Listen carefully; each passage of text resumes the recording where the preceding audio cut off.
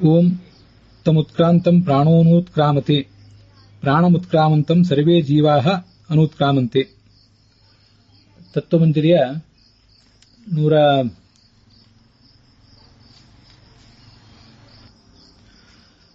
106ನೇ ಗದ್ಯ ಭಾಗದಲ್ಲಿ ತಮುತ್ಕ್ರಾಮಂತಂ ಪ್ರಾಣೋನುತ್ಕ್ರಾಮತಿ, ಪರಮಾತ್ಮ ದೇಹದಿಂದ ಹೊರಟು ಹೋದಾಗ ಮುಖ್ಯ ಪ್ರಾಣನೂ ಹೊರಟು ಹೋಗ್ತಾನೆ ಅಂತ ಅನ್ನೋದನ್ನು ನೋಡಿದ್ದೇವೆ. ಇದು ಭೂಮಾ ಸಂಪ್ರಸಾದ ತದ್ಯುಪದೇಶ ಅನ್ನುವಂಥ ಬ್ರಹ್ಮಸೂತ್ರ ಭಾಷ್ಯದಲ್ಲಿ ಅನ್ನುವಂಥ ಸೂತ್ರದ ಭಾಷ್ಯದಲ್ಲಿ ಕೂಡ ಆಚಾರ್ಯರು ಉದ್ಧರಿಸಿದಂಥ ಬೃಹದಾರಣ್ಯಕದ ವಾಕ್ಯ. 6ನೇ ಅಧ್ಯಾಯದ 4ನೇ ಬ್ರಾಹ್ಮಣ, ಅಲ್ಲಿ 2ನೇ ಮಂತ್ರ. ಪರಮಾತ್ಮ ಈ ದೇಹದಿಂದ ಹೊರಟು ಹೋಗ್ತಾ ಇರುವಾಗ ಅವನನ್ನ ಮುಖ್ಯ ಪ್ರಾಣ ಅನುಸರಿಸ್ತಾನೆ. ಅವನನ್ನ ಸರ್ವೇ ಪ್ರಾಣ, ಉಳಿದ ದೇವತೆಗಳು ಕೂಡ, ಇಂದ್ರಿಯಾಭಿಮಾನಿ ದೇವತೆಗಳು ಕೂಡ ಅನುಸರಿಸಿ ಹೊರಗಡೆ ಹೋಗ್ತಾರೆ. ಇದು ಪರಮಾತ್ಮ ಮತ್ತೆ ಜೀವ ಇವರಿಬ್ರು ಕೂಡ ಹೃದಯದಲ್ಲಿರ್ತಾರೆ ಅನ್ನಲಿಕ್ಕೆ ಒಂದು ಪ್ರಮಾಣವನ್ನು ಕೂಡ ಮುಂದೆ ಆ ಬೃಹದಾರಣ್ಯಕ ಭಾಷ್ಯ ತೋರಿಸ್ತದೆ. ಹೃದಯೇ ಸಂಸ್ಥಿತೋ ಜೀವೋ ವಿಶೇಷೇಣ ಹರಿಸ್ತಥಾ, ಹೃದಯದಲ್ಲಿಯೇ ಜೀವ ಇದ್ದಾನೆ, ಮತ್ತೆ ಅಲ್ಲಿಯೇ ಭಗವಂತನ ರೂಪವೂ ಕೂಡ ಇದೆ.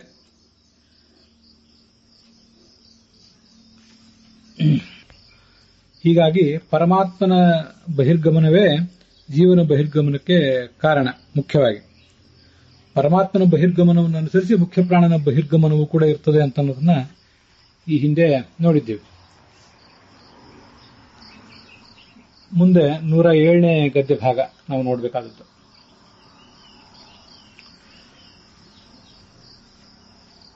ಈ ಛಾಂದೋಗ್ಯ ಉಪನಿಷತ್ತಿನ ಒಂದು ಮಾತನ್ನ, ಉಪನಿಷತ್ ಭಾಷ್ಯದ ಒಂದು ಮಾತನ್ನ ರಾಘವೇಂದ್ರ ಸ್ವಾಮಿಗಳಲ್ಲಿ ನೆನಪು ಮಾಡ್ಕೋತಾ ಇದ್ದಾರೆ. ಛಾಂದೋಗ್ಯ ಉಪನಿಷತ್ತಿನ ಭಾಷ್ಯದಲ್ಲಿ ಇದು 3ನೇ ಅಧ್ಯಾಯದ ಭಾಷ್ಯ. ಅಲ್ಲಿ ಗಾಯತ್ರಿ ಪ್ರತಿಪಾದ್ಯನಾದ ಸೂರ್ಯಾಂತರ್ಗತನಾದ ಶ್ರೀಹರಿಯ ಉಪಾಸನೆ ಅಂತ ಬಂದಿದೆ. ಗಾಯತ್ರಿ ವಾ ಇದಂ ಸರ್ವಂ ಭೂತಂ ಯಜಿದಂ ಕಿಂಚ ವಾಗ್ವೈ ಗಾಯತ್ರಿ ವಾಗ್ವಾ ಇದಂ ಸರ್ವಂ ಭೂತಂ ಅಂತ ಹೀಗೆ ಪ್ರಾರಂಭ ಕಂಡು ಗಾಯತಿ ತ್ರಾಯತಿ ಚ ಅಂತ ಈ ಥರ ಪ್ರತಿಪಾದನೆ ಮಾಡಿದ್ದಾರೆ. ಯಜಿದಂ, ಅದಕ್ಕೆ ಭಾಷ್ಯದಲ್ಲಿ ಆಚಾರ್ಯರು ಯಜಿದಂ ಕಿಂಚ ಭೂತಂ, ಭೂತಂ ಎಂಬ ಶಬ್ದಕ್ಕೆ ಪ್ರಭೂತಂ, ಬಹಳ, ಪ್ರಭೂತ ಅಂದ್ರೆ ಪರಿಪೂರ್ಣ ಅಂತ ಅರ್ಥ ಬರೆದಿದ್ದಾರೆ. ತತ್ಸರ್ವಂ ಗಾಯತ್ರಿ ಭಗವಾನೇವ, ಈ ಜಗತ್ತಿನಲ್ಲಿ ಪೂರ್ಣವಾದ ವ್ಯಕ್ತಿತ್ವ ಏನಾದರೂ ಇದ್ದರೆ ಅದು ಗಾಯತ್ರಿ ಪ್ರತಿಪಾದ್ಯವಾದಂತಹ ವಿಷ್ಣುವೇ. ಯಾಕೆ ಭೂತ ಎಂಬ ಶಬ್ದಕ್ಕೆ ಪರಿಪೂರ್ಣ ಅಂತ ಹೇಗೆ ಅರ್ಥ ಬಂತು ಅಂದ್ರೆ, ಭೂ ಸತ್ತಾಯಂ ಅನ್ನೋ ಧಾತು ನಮಗೆ ಗೊತ್ತಿದೆ, ಭೂಬಹು ಅಂತ ಮತ್ತೊಂದು ಧಾತು ಇದೆ. ಭೂಬಹು ಎಂಬ ಧಾತುವಿನಿಂದ ಅನೇಕ ರೂಪಗಳನ್ನು ತಾಳುವುದು ಅಂತಾನೆ ಅದಕ್ಕೆ ಅರ್ಥ. ಅನೇಕ ರೂಪಗಳನ್ನು ತಾಳುವುದು, ಅನೇಕ ಗುಣಗಳನ್ನು ತಾಳುವುದು ಅಂತಾನೆ ಅದಕ್ಕೆ ಅರ್ಥ. ಆದ್ದರಿಂದ ಇತಿ ಧಾತೋಹೋ ಬಹು ಪೂರ್ಣತಾಯಾಮಿತಿ ಚ, ಬಹು ಎಂಬ ಶಬ್ದ ಪೂರ್ಣ ಎಂಬ ಅರ್ಥದಲ್ಲಿದೆ. ಬಹು ಎಂದ್ರೆ ಬರೇ ಬಹಳ ಅಂತ ಅರ್ಥ ಅಲ್ಲ. ಮೊದಲನೇದು ಭೂಬಹು, ಇದು ಧಾತುವಿನ ಬಗ್ಗೆ ಹೇಳಿದ್ದು. ಮುಂದೆ ಬಹು ಎಂಬುದಾಗಿ ಹೇಳ್ತಿರೋದು ಏನಿದೆಯಲ್ಲ, ಅದು ಶಬ್ದದ ಬಗ್ಗೆ ಹೇಳ್ತಾ ಇರೋದು. ಆದ್ರಿಂದ ಬಹು ಎಂಬುದಕ್ಕೆ ಬರೇ ಬಹಳ ಅಂತ ಅಷ್ಟೇ ಅರ್ಥ ಅಲ್ಲ. ನಮಗೆ ಉಳಿದವರೆಲ್ಲರಿಗೂ ಸಂಬಂಧಪಟ್ಟಂತೆ ಬಹು ಅಂದ್ರೆ ಬಹಳ ಬಹಳ ಜ್ಞಾನ ಇದೆ ಅಂತಂದ್ರೆ, ವಿಶಿಷ್ಟವಾದ ಜ್ಞಾನ ಇದೆ, ದೊಡ್ಡ ಪ್ರಮಾಣದ ಜ್ಞಾನ ಇದೆ ಅಂತ ಅಷ್ಟೇ ಅರ್ಥ. ಭಗವಂತನಿಗೆ ಬಹು ಅಂತ ಶಬ್ದವನ್ನು ಪ್ರಯೋಗ ಮಾಡಿದರೆ ಅದು ಪೂರ್ಣವಾದ ಅನಂತವಾದ ಜ್ಞಾನ ಇದೆ ಅಂತಾನೆ ಅರ್ಥ. ಆದ್ರಿಂದ ರಾಘವೇಂದ್ರ ಸ್ವಾಮಿಗಳು ಅದನ್ನು ಇಲ್ಲಿ ಹೇಳ್ತಾ ಇದ್ದಾರೆ. ಭೂಬಹು ಇತಿ ಧಾತೋಹೋ ಬಹುಪೂರ್ಣತಾಯಾಂಚ ಇತಿ ಛಾಂದೋಗ್ಯ ಭಾಷ್ಯದೇಶ. ಛಾಂದೋಗ್ಯ ಉಪನಿಷತ್ನಲ್ಲಿ ಹೇಳಿರುವಂತೆ ಭೂಮಿ ಶಬ್ದ ಪೂರ್ಣ ಗುಣತ್ವವಾಚಿ, ಭೂತ ಎಂಬಲ್ಲಿಯೂ ಭೂಮ ಎಂಬಲ್ಲಿಯೂ ಇರುವುದು ಇದೆ ಈ ಭೂ ಎಂಬ ಧಾತುವೆ. ಅದಕ್ಕೆ ಪ್ರತ್ಯಯ, ಭೂತ ಎಂಬಲ್ಲಿ ತ ಪ್ರತ್ಯಯ ಇದೆ, ಮತ್ತೆ ಭೂಮ ಎಂಬಲ್ಲಿ ಮ ಪ್ರತ್ಯಯ ಇದೆ. ಇಷ್ಟೇ ವ್ಯತ್ಯಾಸ. ಹೀಗೆ ಆ ಭೂಮ ಎಂಬ ಶಬ್ದಕ್ಕೂ ಭೂತ ಎಂಬ ಶಬ್ದಕ್ಕೂ ಕೂಡ ಅರ್ಥ ಒಂದೇ ಆಗ್ತದೆ. ಹೀಗೆ ಭೂಮ ಶಬ್ದವು ಪೂರ್ಣ ಎಂಬ ಅರ್ಥವನ್ನು ಹೇಳ್ತದೆ ಅಂತ ತಿಳ್ಕೊಳ್ಬೇಕು ನಾವು. ಇಲ್ಲಿ ಜನಾರ್ದನ ಅಂತ ಶಬ್ದ ಪ್ರಯೋಗ ಮಾಡಿದಾರಲ್ಲ, ಅದಕ್ಕೇನು ಸಾರ್ಥಕ್ಯ ಅಂತ ಅನ್ನೋದನ್ನು ಈಗ ಹೇಳ್ತಾ ಇದ್ದಾರೆ. ಅತ್ರ ಜನಾರ್ದನ ಇತ್ಯುಕ್ತಿ ಮೋಚಕತ್ವೇನೋಕ್ತ ಭೂಮ್ನಃ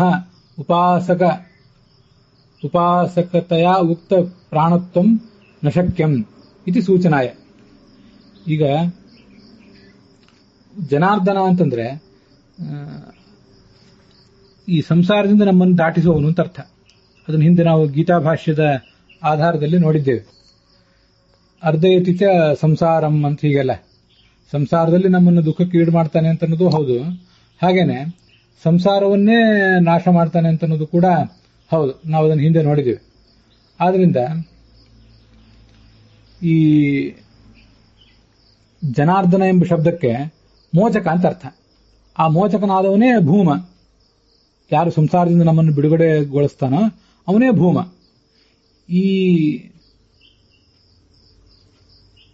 ಇಂಥ ಈ ಭೂಮ ಗುಣವನ್ನ ಮುಖ್ಯ ಪ್ರಾಣನಿಗೆ ನಾವು ಒಪ್ಪಬಾರದು.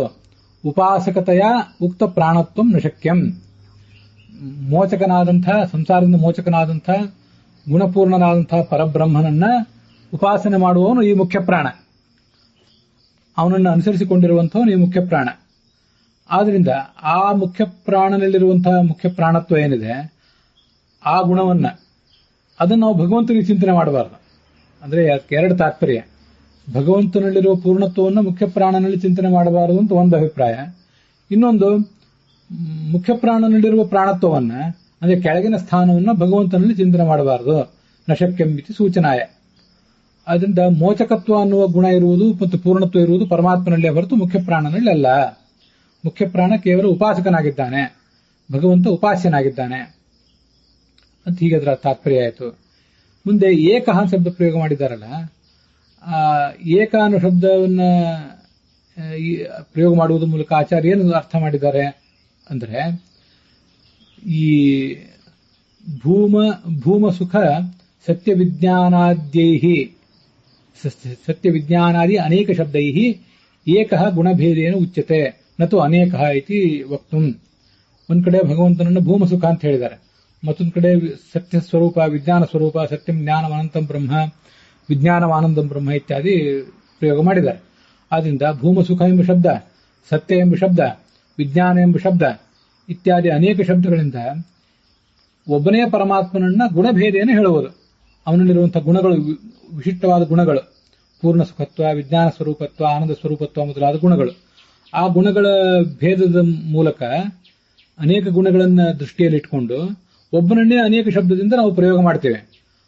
ಆದ್ರಿಂದ ಒಬ್ಬನೇ ಎಲ್ಲ ಶಬ್ದಗಳಿಂದ ವಾಚ್ಯನಾಗಿದ್ದಾನೆ ಹೊರತು ನತು ಅನೇಕರು ಅನೇಕ ಶಬ್ದಗಳಿಂದ ಇಲ್ಲಿ ವಾಚ್ಯರಾಗಿಲ್ಲ ಅನ್ನೋದನ್ನು ತಿಳಿಸ್ಲಿಕ್ಕೋಸ್ಕರ ಏಕ ಅಂತ ಶಬ್ದ ಪ್ರಯೋಗ ಮಾಡಿದ್ದಾರೆ. ಸೈವ ಹೀತ್ಯತಃ ಅಸ್ಯ ಅಗತಾರ್ಥತ್ವಂ ಅನ್ಯತಃ ಧ್ಯೇಯಂ.